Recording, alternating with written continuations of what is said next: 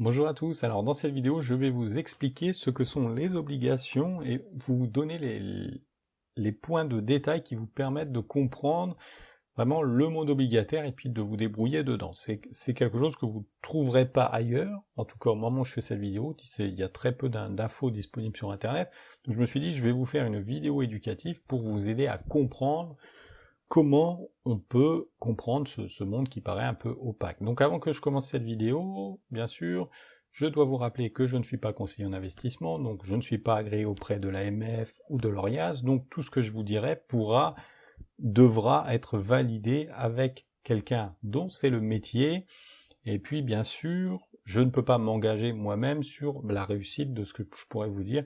Donc les performances passées ne présagent pas les performances futures, donc si je vous montre des graphiques positifs dans le passé, ça ne veut pas dire que ce sera positif dans le futur. Et puis également, tout investissement présente un risque de perte partielle ou totale en capital. Donc, il faut faire attention, on ne fait pas n'importe quoi qu'on investit. Et c'est pour ça que cette vidéo n'est qu'à visée éducative. Le reste vous appartient. Ce n'est pas moi qui vais prendre les décisions d'investissement à votre place. Bref, maintenant que les avertissements d'usage ont été faits, passons à l'introduction de cette vidéo.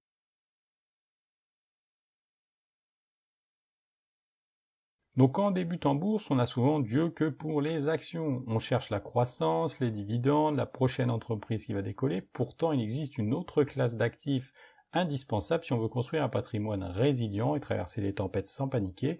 On appelle ça les obligations. Le problème, c'est qu'on va souvent les présenter comme un produit complexe, ennuyeux ou réservé aux professionnels.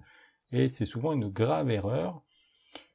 Aujourd'hui, on va essayer de casser ces idées reçues. Et puis vous allez comprendre exactement comment ça fonctionne, comment elles peuvent protéger un portefeuille et surtout comment éviter les pièges majeurs qui guettent les débutants en termes d'obligations, qui vont souvent être deux choses, ça va être le risque de durée et le poids de l'inflation. Donc si vous ne comprenez pas ce que je vous dis, n'ayez crainte, parce qu'on va en parler juste après. Et donc à la fin de cette formation, vous saurez normalement précisément quel produit un investisseur débutant peut choisir en fonction de son horizon de placement. Bien sûr, à valider avec un conseiller financier agréé. Donc c'est parti, on y va.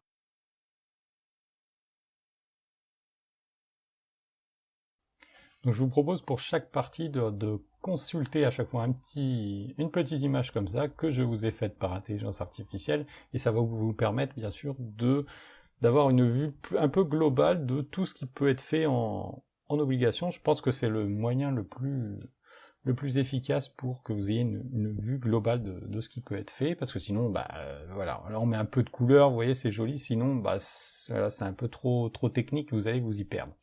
Moi, j'essaye toujours de vulgariser les choses. Donc les obligations, il faut vraiment vous mettre dans l'esprit de se dire, voilà, moi je suis un investisseur, il est possible que je devienne prêteur, pourquoi pas. Investir dans l'obligataire, c'est en quelque sorte devenir le banquier, vous êtes le banquier. Parce que quand un investisseur achète une action, il devient en quelque sorte propriétaire d'une part de l'entreprise, même s'il y a 5 millions de propriétaires, de copropriétaires. Ce qui va se passer, c'est que si l'entreprise explose, tous ces copropriétaires vont s'enrichir, puisque l'entreprise va prendre de valeur, donc leur part aussi. Mais à l'inverse, si elle fait faillite, ils vont tout perdre. Donc rien n'est garanti quand on est actionnaire en action. À l'inverse, quand vous achetez une obligation, vous changez de casquette, c'est-à-dire que vous devenez le prêteur, vous devenez le banquier, celui qui va gagner des intérêts sur ce qui est prêté. Donc vous prêtez une somme d'argent à une entité qui en a besoin, donc par exemple un État ou une grande entreprise, et en échange de ce prêt, cet émetteur va signer un contrat avec vous et s'engager sur 2 points précis. Donc le premier, c'est qu'il va vous verser un coupon. Donc le coupon, c'est un peu l'équivalent du dividende, mais dans le monde obligataire. C'est-à-dire que c'est un intérêt régulier, par exemple 3% via un versement annuel qui vous est versé. Il va aussi s'engager sur ce qu'on appelle la maturité. La maturité, c'est la date de fin d'un prêt, et à cette date précise, l'émetteur il va vous rembourser l'intégralité de votre capital de départ. C'est pour ça que la France connaît des difficultés à rembourser sa dette, parce que si c'est que des intérêts de 3%, c'est pas grave, à la rigueur. Maintenant, si vous devez vous avez un bon stock de dettes et qu'il arrive à échéance, à maturité, que vous devez tout rembourser, bah, c'est problématique parce que ça fait des dettes enfin, ça fait annuellement des trucs à payer de 100 milliards, 200 milliards. On n'y est pas encore, officiellement, mais ça va arriver. Donc, vous voyez, ça devient énorme. Donc, la solidité de ce contrat va dépendre uniquement de la santé financière de celui qui vous emprunte l'argent. Vous connaissez le dicton, les banques ne prêtent qu'aux riches. Donc pour s'y retrouver, pour savoir qui est solide, qui a les reins solides, les agences de notation évaluent la structure de résistance économique de ces émetteurs. Et les structures les plus solides sont nommées AAA. Alors après, vous avez tout un système de notation A-, A-, A+. Bon, je vais pas vous faire tout le système, sinon ça va vous y perdre. On va simplement faire les principaux, donc AAA, AB, B, C, D. En gros, si vous êtes à AAA, c'est que vous êtes réputé comme un bon prêteur. Et plus vous avez une note négative, plus vous devrez donner de taux d'intérêt pour convaincre quelqu'un de vous prêter. Donc grosso modo, prenons un exemple actuel. Alors ça ne veut pas dire que ce sera le cas dans le futur, mais imaginons que vous êtes l'Allemagne. Vous êtes l'Allemagne, vous avez une note AAA, vous pouvez émettre des obligations à 1,5%, les gens vont acheter. Maintenant, si vous êtes un pays très peu réputé pour sa stabilité financière, donc imaginons que vous êtes la Turquie par exemple. La Turquie qui a eu une crise économique récemment, donc voilà, une crise de sa monnaie, donc elle n'est pas réputée très très solide économiquement, même s'ils peuvent l'être, hein, c'est pas la question. Eux, ils vont avoir besoin de faire des obligations à 5-6% par exemple. Vous voyez ? Et donc en tant qu'investisseur, on peut se poser la question, est-ce que je fais plus confiance à l'Allemagne ou est-ce que je fais plus confiance à la Turquie ?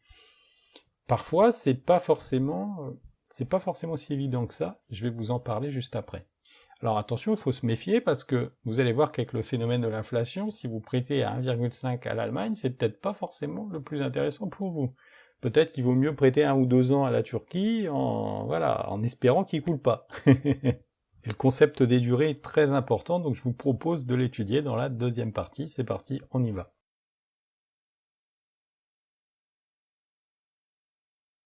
Alors, j'ai essayé de vous faire là un document compréhensible. Bon, vous allez peut-être avoir un peu de mal à le comprendre, mais je vais vous expliquer. Donc, ce qui fait la richesse du marché obligataire, c'est l'incroyable diversité des durées de prêt disponibles. Vous avez absolument des possibilités pour tous les horizons de temps possibles, du très court terme au très long terme. Donc à l'extrême court terme, vous allez trouver ce qu'on appelle le marché monétaire, donc qui lui est utilisé par les banques et les États pour gérer leurs besoins de trésorerie immédiate.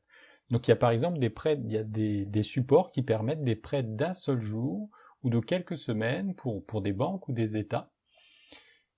Et ça, généralement, plus vous allez dans le court terme, plus ça permet une certaine sécurité, une certaine fiabilité, c'est-à-dire que c'est moins risqué en fait, puisque normalement, c'est une dette à très court terme, donc il y a peu de chances que celui qui a sollicité le prêt fasse faillite et soit incapable de rembourser. Et à l'autre extrémité, vous avez le temps qui s'étire de manière spectaculaire, c'est-à-dire que vous avez des États qui émettent couramment des obligations à 10 ans, à 30 ans, voire parfois même des obligations à 100 ans, comme l'ont déjà fait, par exemple, moi j'ai déjà vu des obligations à 100 ans de l'Autriche ou du Mexique. Donc imaginez vous prêter de l'argent à un État avec la promesse d'être remboursé, seulement vous serez mort depuis longtemps et ce sera les générations futures qui en bénéficieront. Donc là, c'est vraiment... Mais après, vous avez le coupon quand même. Pendant 100 ans, vous avez le coupon. Mais attention, il y a un piège. Il y a toujours un piège. Et entre ces deux extrêmes, je vous en parlerai après, vous allez voir. Entre ces deux extrêmes, vous trouvez toujours une obligation dont la durée correspond exactement à votre projet de vie. Et c'est vraiment ça qu'il faut se poser la question. C'est quel est mon projet de vie? Combien de temps je peux bloquer... Enfin, je peux ou je veux bloquer l'argent si jamais j'en ai besoin. Donc, par exemple, des obligations de 3 à 5 ans, En général, ça correspond à la plupart des gens. Puisque si on a un projet immobilier, une voiture dans 3 ans, de l'éducation dans 3 ans, bah ça correspond. Donc les obligations après à 10 à 30 ans, c'est surtout, alors je vais vous en parler après, c'est surtout une sorte de pari sur la hausse des taux. Parce que je vais vraiment vous l'expliquer après, mais quand les taux, je vous ai dit la hausse ou la baisse, je ne sais plus. Quand les taux baissent, si vous avez une obligation avec un taux supérieur, votre obligation prend de la valeur. Donc si vous voulez, c'est une façon de s'enrichir, on peut dire s'enrichir hein, d'une certaine façon, sur la baisse des taux d'intérêt. Voilà, c'est surtout à ça que servent les obligations à 10 à 30 ans. Donc justement, je vous propose de passer à la partie 3 où je vais vous expliquer un peu ces histoires de marché secondaire, de balance des taux et tout ça qui peuvent vous sembler un peu ésotérique pour l'instant. C'est parti, on y va.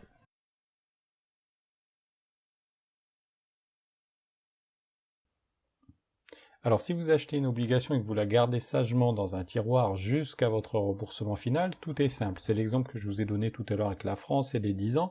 Donc vous prêtez cette somme dans 10 ans, vous avez les intérêts pendant 10 ans, et puis à la fin, on vous rend l'argent. Mais en réalité, les obligations s'achètent et se vendent en bourse tous les jours sur ce qu'on appelle le marché secondaire. Et c'est là que les prix se mettent à bouger. Et il y a une règle d'or par rapport à ça, ce qui est que quand les taux du marché augmentent, le prix des obligations existantes baisse. En fait, c'est un peu l'inverse des actions. C'est-à-dire quand, par exemple, quelqu'un qui a acheté une obligation prenons mon exemple, 3%, et que les taux montent à 5%, lui, le prix de son obligation va baisser. Parce qu'en fait, votre obligation est elle-même cotée. C'est-à-dire, elle a ce qu'on appelle une valeur nominale. Donc si je reprends mon exemple de tout à l'heure de 10 000 investis en obligations françaises, si notre obligation à 3%, allez, prenons un chiffre simple, disons que ça monte à 4,5%, eh bien, la valeur de notre obligation va baisser de 50%. Donc, nous, on aura notre actif qui ne vaudra plus que 5 000 euros. 5 000 euros, ça va baisser comme ça, hop. Mais, si on est assez patient, à la fin de la période, donc c'est le principe de la conservation, si on est assez patient, à la fin de la période, ce qui va se passer, c'est que on aura le capital initial qui sera remboursé, plus nos intérêts, donc ça ne changera rien pour nous. Maintenant, j'imagine que vous voyez bien le risque, c'est que si on achète une obligation à 3%, que les taux d'intérêt montent à 4,5%, eh bien, personne va vouloir acheter notre obligation, puisqu'il y a des nouvelles obligations qui sont émises et qui sont beaucoup plus intéressantes. On va gagner du 5 au lieu de gagner du 3. Donc, ça va nous bloquer, et on ne pourra pas la vendre. Donc ça nous amène à la partie suivante qui est consacrée au piège de la revente anticipée et du risque de durée. Donc c'est parti, on y va.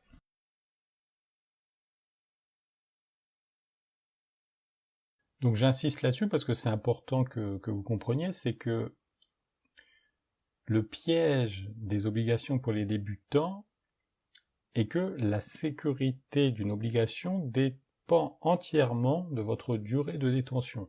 C'est-à-dire que si vous achetez une obligation en direct et que vous avez la discipline de la conserver jusqu'à sa date de maturité, la fluctuation des prix en cours de route n'a aucune importance. C'est-à-dire que les taux peuvent grimper ou s'effondrer, vous toucherez vos coupons et vous récupérerez 100% de capital à la fin, et là, le risque de perte en capital est nul, bien sûr, hors faillite de l'émetteur. Donc si vous avez prêté à la France et que la France fait faillite, fait défaut sur sa dette, boum, vous êtes dans... Alors, ils vous rembourseront pas zéro, ils vous diront, on va vous rembourser, on va prolonger votre durée de détention de la dette, vous allez voir qu'en fait que ça pose un gros problème dans le temps après, je vais vous expliquer pourquoi. Et puis, si une entreprise fait faillite, elle peut pas vous rembourser non plus, hein. Donc ça, c'est ce qu'on appelle le risque de durée, c'est-à-dire que plus la maturité d'une obligation est lointaine, plus son prix va fluctuer violemment face au mouvement de taux. C'est-à-dire qu'une obligation à court terme, comme les monétaires par exemple, qui ont une échéance dans quelques mois ou 1 ou 2 ans, ça va souvent être très stable. Il y aura peu de variations dans le coût, il va souvent même être plus ou moins positif, alors qu'une obligation à long terme, comme nos fameuses obligations à disons 10, 20 ou 100 ans, ça va souvent avoir des taux comme des montagnes russes, puisque elles sont très sensibles à la fois aux hausses des taux d'intérêt, et puis également à la durée. Et donc, si vous voulez, c'est un mix à faire, un calcul à faire entre mon horizon de placement, le taux d'intérêt que j'estime qui se produira dans le futur, c'est-à-dire est-ce que j'estime que les taux d'intérêt vont monter, ou à l'inverse, est-ce qu'ils vont baisser? Alors s'ils baissent, votre obligation prend de la valeur. Et puis,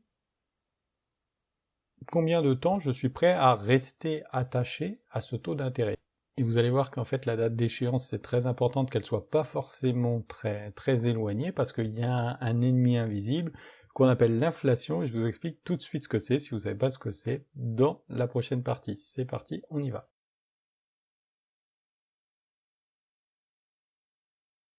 Donc je vais maintenant vous expliquer un petit peu comment l'inflation influe en fait sur la performance de vos obligations, et comment en fait c'est le facteur le plus important à prendre en compte. Donc prenons un exemple. Vous avez choisi un pays qui émet un coupon obligataire à 8%. Donc par exemple ça pourrait être le Brésil aujourd'hui.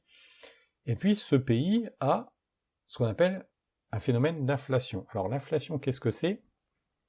C'est quand un pays, enfin plutôt une banque centrale émet de la monnaie,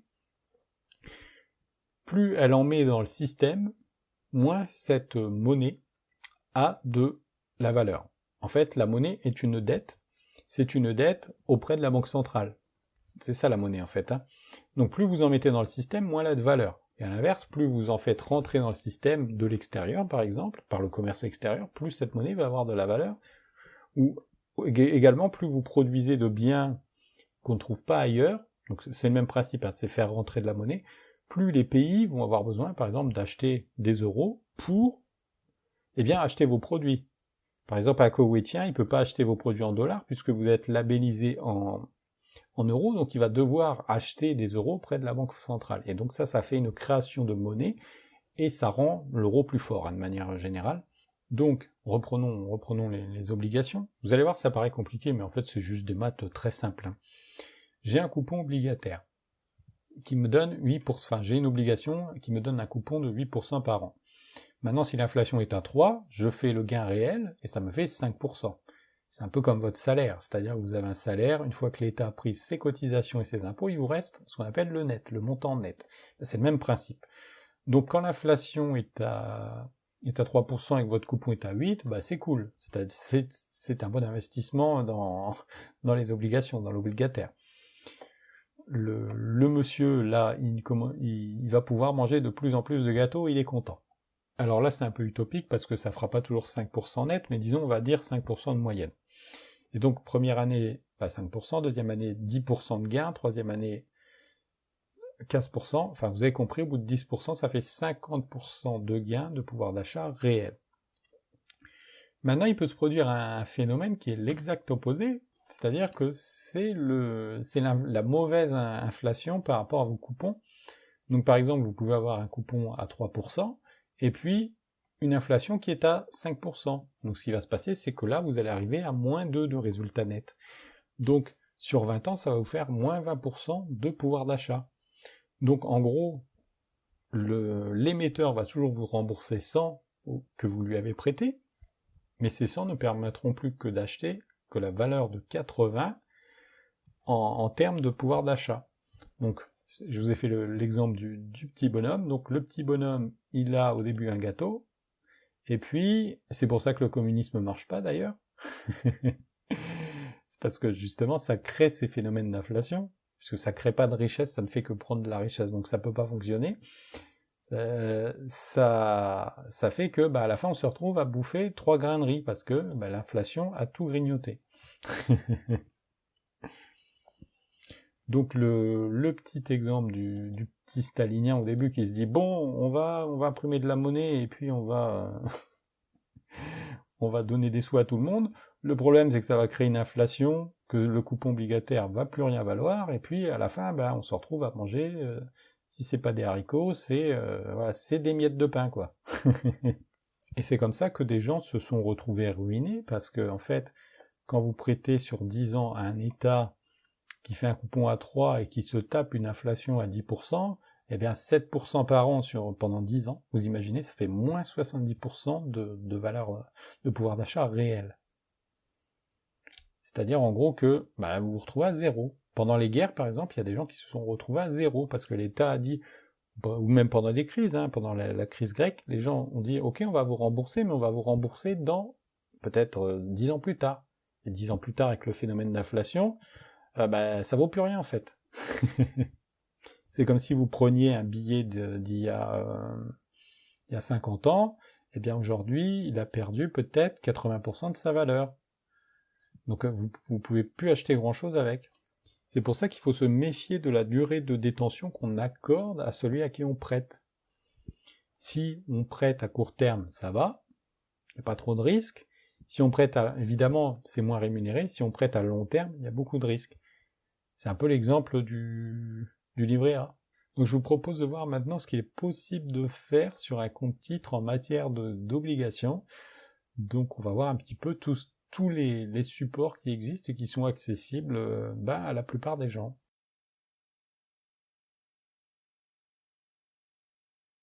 Alors je vais maintenant vous montrer les options qui peuvent exister pour investir dans l'obligataire.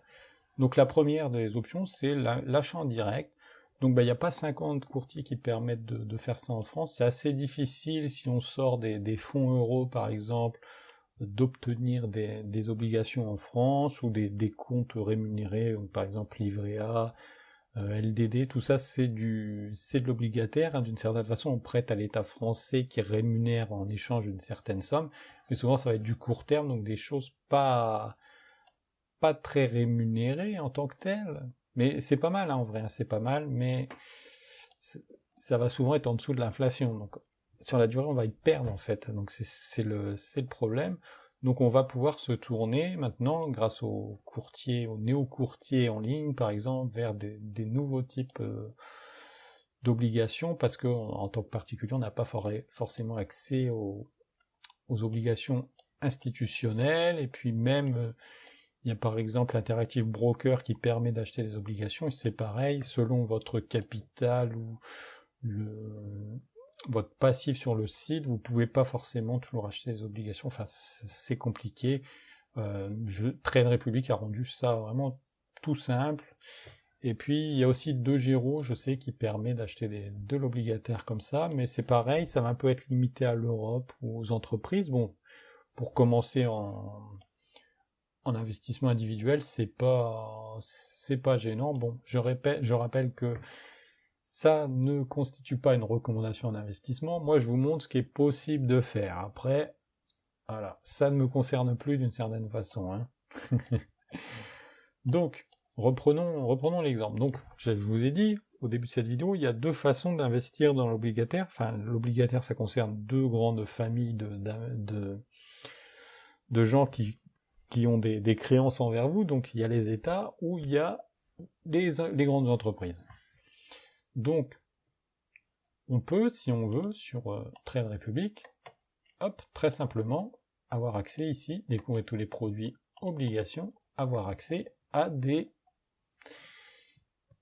obligations qu'on pourra appeler en achat unique.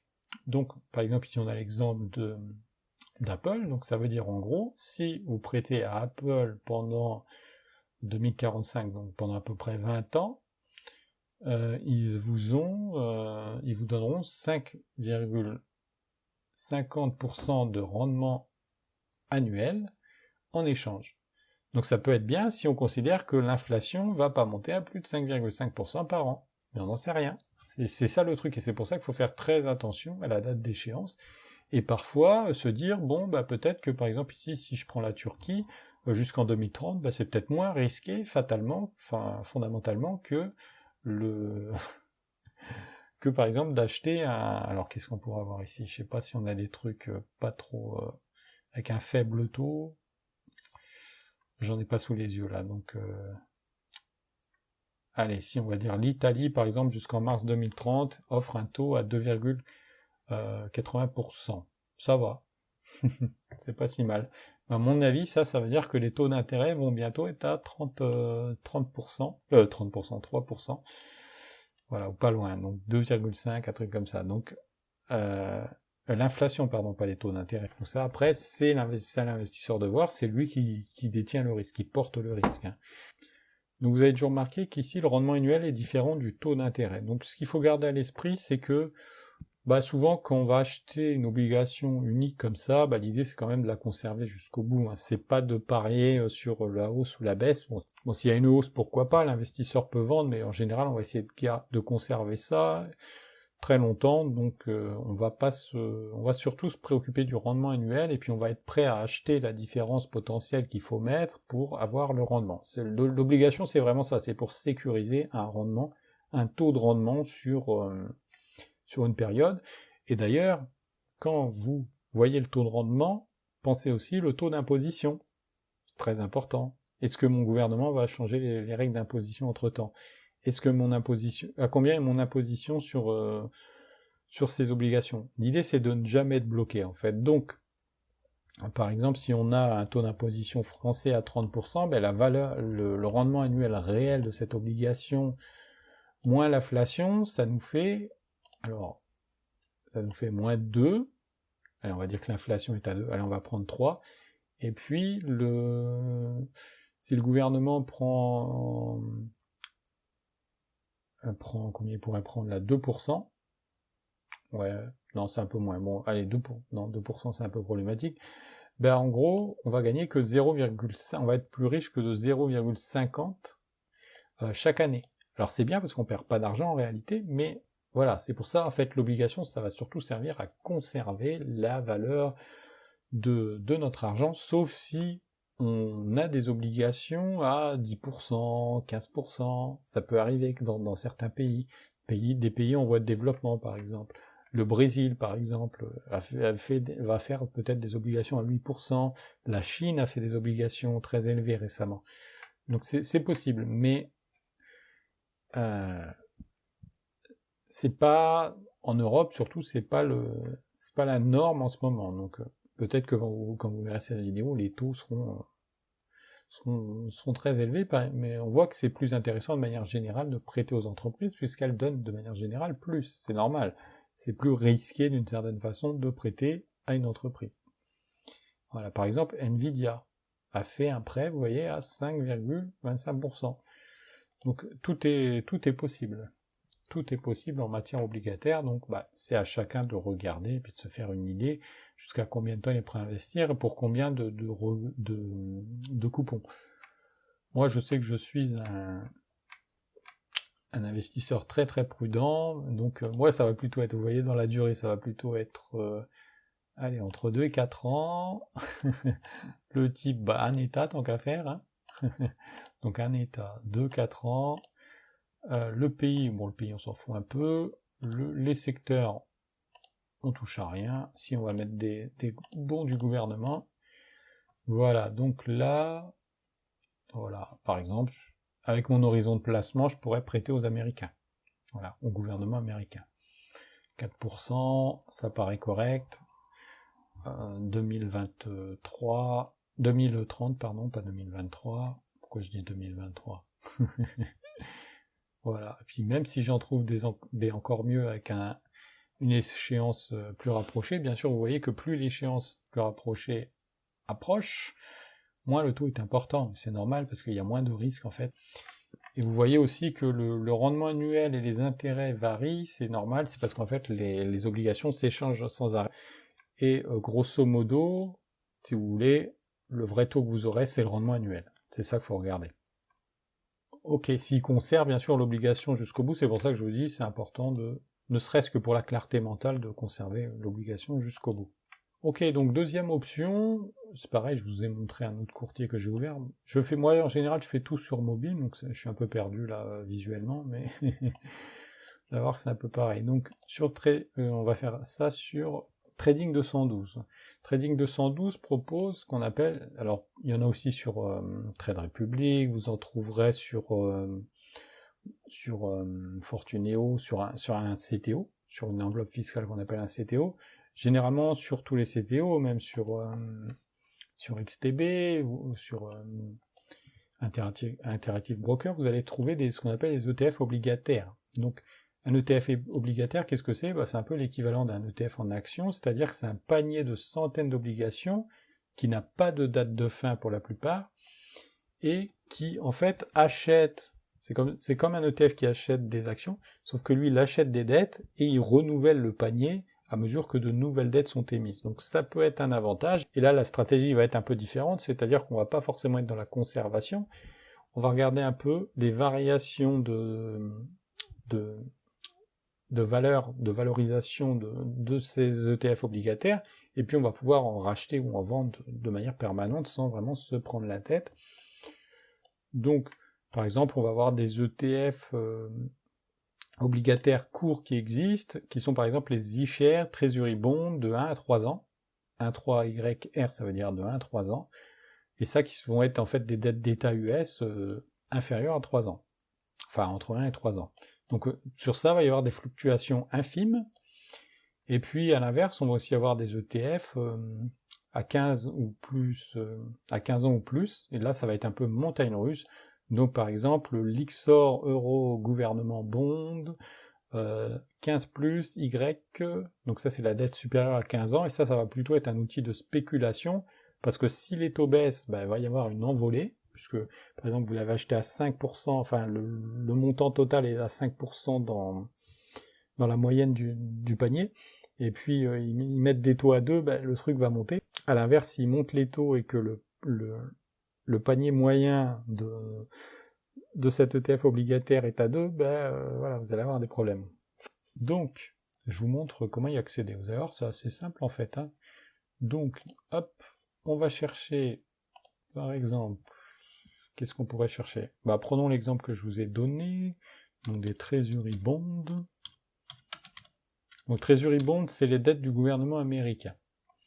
De manière générale, en France, on appelle ça des OAT pour les dettes françaises. Mais de manière générale, retenez le terme générique bond, vous allez trouver. Donc vous voyez, là on a par exemple des dettes du gouvernement, des gouvernements européens de 0 à 6 mois. Et donc si vous regardez le détail, vous allez voir que c'est quoi? Fédéral, République, TIB. Alors là pour le coup, ça me pose une colle parce que je ne sais pas ce que sont les TBIP. Ça me paraît pas évident, quoi. Ok. Bon, peu importe. Ce que je voulais vous montrer, c'est que vous voyez ici la date d'échéance, donc vous voyez exactement les actifs qu'il y a dedans, et à quelle date ils se terminent. Donc là, les TBIP se terminent le 17 juin 2026, donc c'est demain. Demain, ça veut dire qu'il y aura un roulement, le fonds va acheter d'autres dettes qu'il mettra dans le fonds. Ok?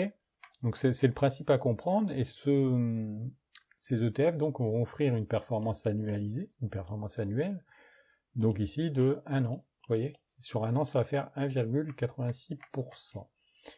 Maintenant il y a des ETF obligataires qui offrent des performances annuelles supérieures, alors souvent ce ne sera pas énorme, mais vous voyez les dates d'échéance, donc ici le 1 à 3 ans dont je vous ai parlé. Donc lui, il offre, vous voyez, c'est plus intéressant déjà, 3,51%. Après, il faut prendre en compte qu'ils vont souvent être en dollars. Donc en fait, cette différence de pourcentage, ça va être la différence de conversion d'une certaine façon c'est le taux de change entre l'euro et le dollar, ou vice versa. Donc à chaque fois, vous voyez ce qu'il y a dedans, vous voyez. Donc le principe à comprendre ici, c'est vraiment la durée, c'est toujours la durée. Donc par exemple, il existe des ETF qui s'appellent par exemple des Smart Overnight Return. Ça, en fait, c'est le taux des banques au jour le jour. Donc, ça monte pas très vite, en fait, vous voyez. Ça monte pas très vite, mais sur l'année, en fait, vous voyez, il y a des hausses, des baisses, ça limite vachement les hausses, les baisses. Et ça, c'est un peu de l'argent qu'on prête à la banque, et puis qui nous donne un petit taux. C'est un peu comme un compte rémunéré, en fait. Voilà, donc c'est pas vraiment, on peut pas vraiment appeler ça de l'obligataire, mais c'est un peu le même système d'une certaine façon. Donc je voulais vous le montrer quand même. Donc revenons sur nos treasury notes. Ok. Oups. Donc treasury notes. Alors, qu'est-ce qu'il nous propose? Donc là, vous avez toute une foultitude d'obligataires, vous voyez, donc vous en avez vraiment pour tous les goûts, d'ETF obligataires. Donc EM, ça veut dire marché émergent. Donc ça, en fait, c'est de l'obligataire de marché émergent. Alors là, on va le prendre en euros. En fait, quand vous avez brené en fait, quand un investisseur prend en euros, il ne paye pas de frais de conversion, donc c'est plus intéressant de manière générale. Et là, vous voyez, par exemple, vous avez des bons du Mexique, vous avez des bons d'Inde, de Chine, d'Indonésie, de Pologne, d'Afrique du Sud, bref, vous avez un tas de trucs. Ce qui serait intéressant, je ne sais pas si on peut voir, c'est de voir les taux, comme ça, vous verrez un peu ce que je vous expliquais tout à l'heure. Alors, on va regarder un petit peu. Hein. Ok. Alors, principale position. Ok, ben on n'a pas le détail. Ah, c'est un peu embêtant.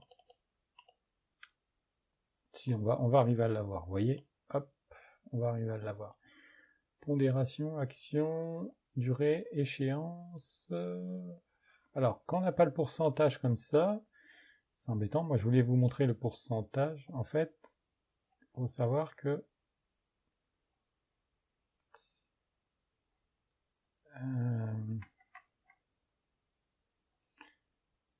donc on peut regarder ici, vous voyez les échéances moyennes.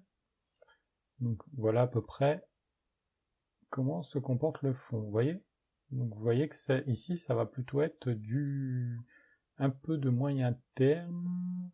Il y a moitié de moyen terme et moitié de long terme à peu près. Donc au moment de choisir, il faut se poser un peu la question, est-ce que ça vaut le coup ou pas?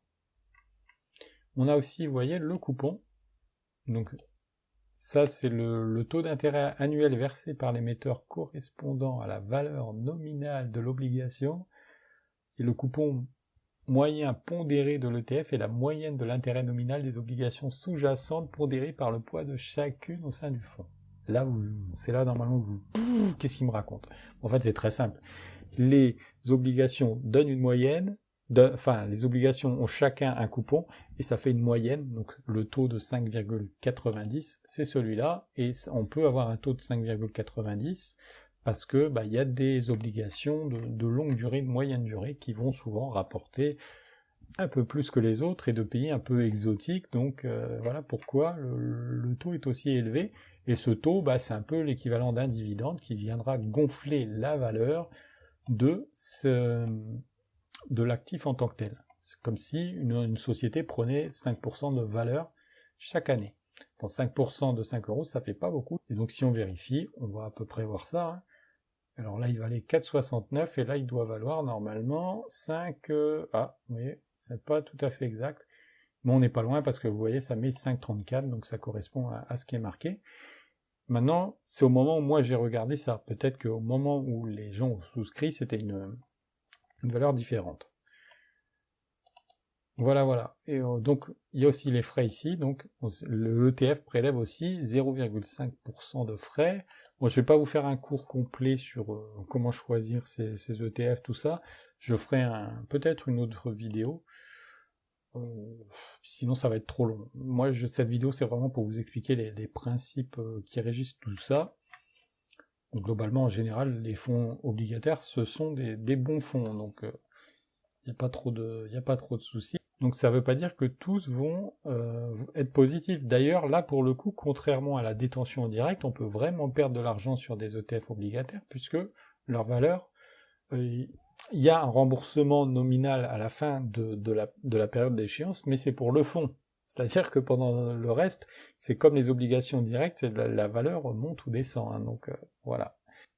Disons que les États sont engagés envers le fonds, là, ils sont pas engagés envers vous, en fait. Ok, donc après, là, normalement, si vous regardez ça, vous dites, oula, c'est compliqué son truc. Non, c'est pas si compliqué. En fait, je vais vous le faire en bloc-notes, vous allez voir, c'est beaucoup plus simple, en fait. Ok. Donc, vous avez des obligations qui peuvent aller de 0 à, allez, on va dire 100 ans. Voilà, de 0 à 100 ans. 0, 100 hier. Ok. Donc, plus vous vous éloignez du truc, plus vous allez loin dans les dates, plus le taux augmente. Le taux d'intérêt augmente. Donc là, par exemple, vous allez avoir peut-être 0,80%. Et disons que si vous avez une obligation à 100 ans, vous allez avoir peut-être 7% parce que les gouvernements se disent on s'en bat avec. Non, ils sont pas si fous que ça quand même, c'est 5% peut-être. Ils se disent c'est les générations futures qui vont rembourser. Ok. Donc ensuite, ces ETF sont labellisés selon ça. Ils sont labellisés selon la zone géographique. Donc ici on a Eurozone. Donc Eurozone c'est l'Europe. EM, ça veut dire Emerging Market, donc les marchés émergents.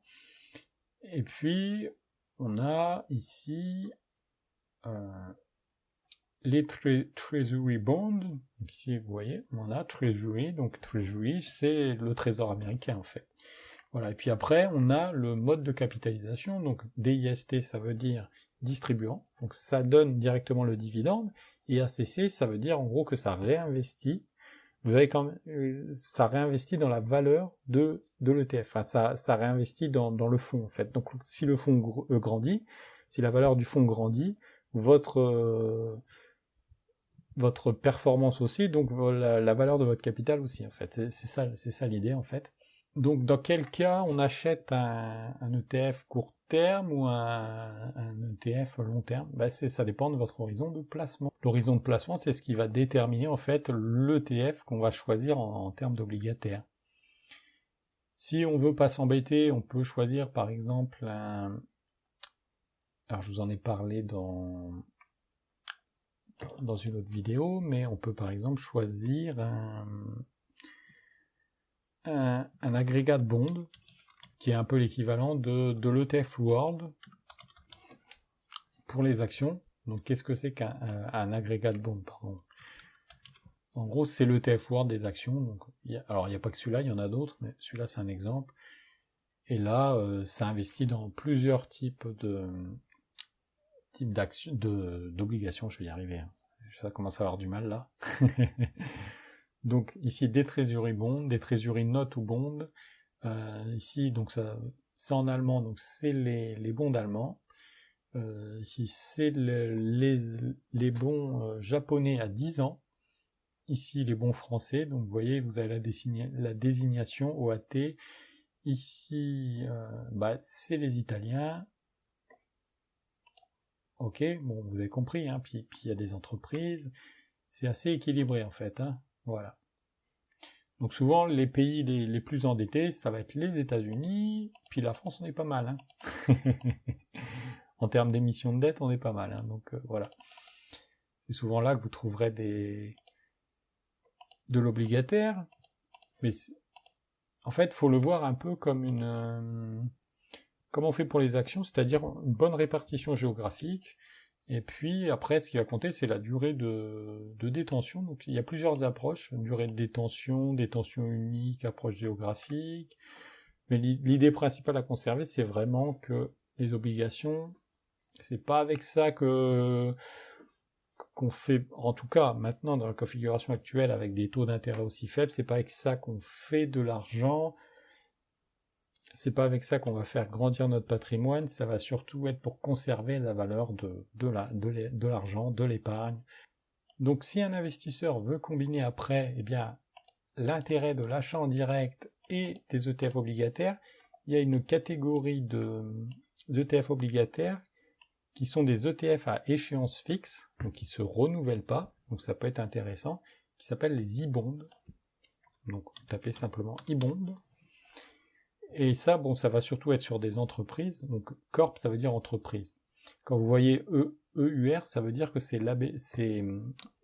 la devise du fonds est en euros. La devise principale du fonds est en euros. Quand vous voyez un signe dollar, ça veut dire qu'elle est en dollars. Quand vous voyez high yield, ça veut dire qu'en fait, c'est des entreprises un peu plus risquées. Donc, à haut risque. Donc, ce qu'ils appellent au risque, je sais pas, par exemple en France, disons qu'une entreprise peu risquée, ça va être alors c'est pas une recommandation d'achat, ça va être, je sais pas moi, par exemple, Danone. Une entreprise un peu plus risquée, ça va être Bouygues, par exemple. Vous voyez? Encore, Bouygues, est-ce que c'est vraiment risqué, Bouygues? Je ne sais pas. Bon, disons TF1, voilà TF1, parce que leur modèle dépend des revenus publicitaires. Ok? Donc la question c'est, si je suis prêt à prêter à haut risque, je vais avoir un taux d'intérêt supérieur, mais il y a plus de risques que l'émetteur fasse défaut sur sa dette. Voilà. Alors, après, vous verrez qu'il existe aussi différents types d'obligations, mais je ferai une vidéo sur les obligations spéciales, parce que là, vous allez vous y perdre. Il y en a déjà beaucoup, alors. Ce qui est important de regarder ici, quand on choisit un IBAN, donc c'est la devise. Donc on va surtout le prendre en euros, si on est européen, c'est plus logique. Et puis on va regarder, bien sûr, la date d'échéance. Donc, bah ça, c'est un truc qu'on peut faire tous les ans. Par exemple, on se dit, ou même sur 2 ans, on se dit là par exemple, je fais la vidéo en juin 2026, donc on peut se dire, allez, jusqu'à juin 2028, je vais sécuriser un revenu. Alors là, vous voyez, ils sont tous en décembre. En général, ils sont tous en décembre, c'est normal, c'est parce que c'est pour faire du 1er janvier au 31 décembre, vous voyez. Donc, c'est comme les impôts. Donc, on va, par exemple, prendre... allez, on va faire jusqu'en 2030, évidemment, il n'y en a pas. Si, on l'a un. Voilà, on l'a un qui est parfait pour l'exemple. Donc, si on prend celui-là, on sait que il va nous fournir un revenu de... Alors, c'est pas marqué le... Voilà, c'est 2% sur l'année, donc je pense que c'est à peu près pareil l'année suivante, mais c'est pas grave, on peut aller encore une fois sur le site de l'émetteur et puis voir en détail combien ça va donner. Hop. Donc là, c'est émis par BlackRock, iShares, c'est BlackRock. Combien en moyenne? Voilà, c'est un coupon de 2,74. Donc ça, un ETF comme ça va combiner en fait l'intérêt de l'achat en direct et puis l'intérêt des ETF obligataires.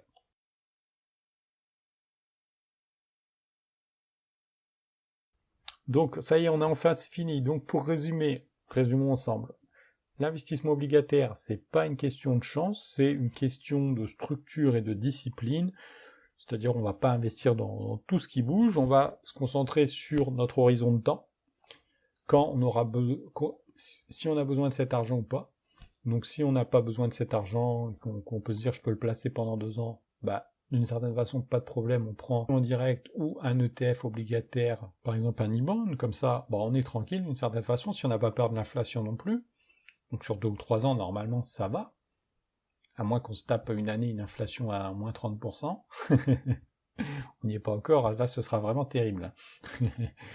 Si notre horizon est court, donc si l'horizon est court, on va viser des petites maturités, donc soit en direct, soit via des ETF de 1 à 3 ans, ce qui va permettre de protéger nos liquidités contre la volatilité des taux, et puis d'une certaine façon contre l'inflation, à court terme en tout cas. Et si on investit à long terme, il faut garder toujours un œil sur cette fameuse inflation pour nous assurer que le rendement réel va rester positif. Donc là, c'est plutôt un pari en fait. Hein. C'est des paris très très long terme. C'est à manier vraiment avec sécurité. C'est un peu l'équivalent si on investissait dans les actions, par exemple dans les semi-conducteurs. Ça va surtout être intéressant quand les taux sont hauts. C'est assez risqué d'investir à long terme quand les taux sont bas, parce que à tout moment, la Banque centrale peut monter ses taux, et là, c'est problématique. Ça veut pas dire qu'il faut pas, par exemple, prendre un ETF long terme, mais plutôt que de miser sur un ETF long terme, on va plutôt prendre un panier de dettes, un ETF obligataire qui se renouvelle automatiquement. C'est vraiment ce que permet l'option 2 des ETF obligataires, c'est que ça permet d'éviter un peu, de limiter un peu le risque comme ça de taux en fait. Hein. Surtout quand cet ETF, c'est pour ça que je vous ai montré comment regarder comment c'était composé, mélange plusieurs durées de dette. Et moi personnellement, si je dois miser sur des ETF obligataires ou des obligations, bah je ferai un mix, hein, c'est-à-dire un petit peu d'obligations directes d'entreprise, un petit peu d'obligations de société que j'aime bien, plutôt à court terme, hein. Et puis des ETF obligataires généraux, donc par exemple des ETF qui vont être au global dans la zone euro, comme ça on mélange par exemple la France, l'Italie, l'Espagne, le Portugal, je sais pas s'il est dedans, enfin bref, vous avez compris.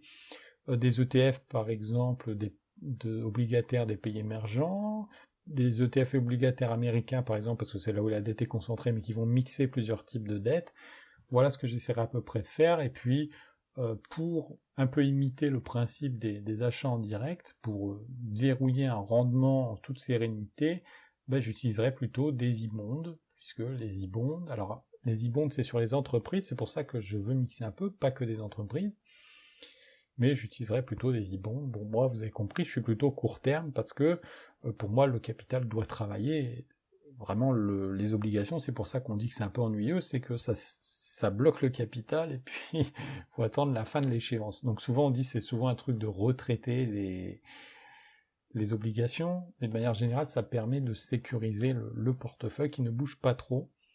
Moi, je suis pas très très fan, j'ai pas beaucoup d'obligations, mais c'est un truc à étudier dans le futur, à mesure que les taux vont monter, parce que là, par exemple, le taux américain est presque monté à 5%, si un jour ça monte un peu plus, ça devient intéressant, si on a conscience du principe des dates de maturité. Et n'oubliez jamais qu'en bourse, la performance vient de la croissance, mais la sérénité vient de la structure, donc c'est important d'être diversifié dans différents types d'actifs, même si on les aime pas forcément, ce qui est mon cas avec les obligations. Du moment qu'on contrôle l'horizon de temps, les obligations deviennent un atout plutôt qu'un problème. Par contre, si on a pris une obligation à 10 ans et puis que les taux ne cessent de baisser, là on est piégé. Donc c'est beaucoup moins intéressant. L'idée c'est vraiment de ne pas tomber dans le piège.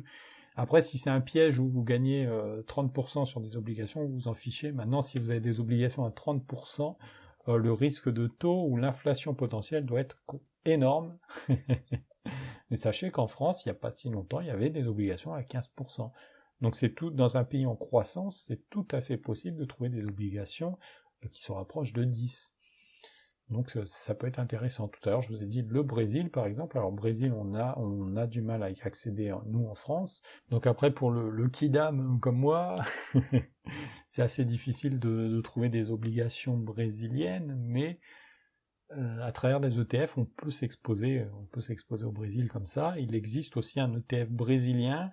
Alors c'est pareil, tous les ETF obligataires ou les ETF de manière générale sont pas toujours accessibles en Europe, parce que pour qu'un ETF soit accessible en Europe, il faut qu'il ait créé en quelque sorte une brochure qu'on appelle le KID, et je crois que c'est parce que pour qu'un ETF soit accessible en Europe, il faut qu'il ait créé une brochure explicative et tout, et puis il y en a qui s'embêtent pas à faire ça, du coup les ETF sont pas disponibles en Europe. Donc tout n'est pas toujours accessible en Europe, mais il y a quand même des possibilités. Il faut regarder et puis saisir les opportunités, hein, d'une certaine façon. Sinon, si on veut pas s'embêter, on prend l'agrégat de bond et puis ça suffira normalement à conserver notre capital. Mais attention, c'est pas une recommandation d'investissement, parce que, comme je vous ai dit, même un État peut faire faillite. Donc ce que je vous dis là, c'est pas une sécurité absolue. Personne dans mon investissement n'est jamais sûr de rien. Quoi qu'il en soit, je vous souhaite un bon apprentissage de la bourse, et pour le reste, moi je vous dis à très vite. Allez, salut!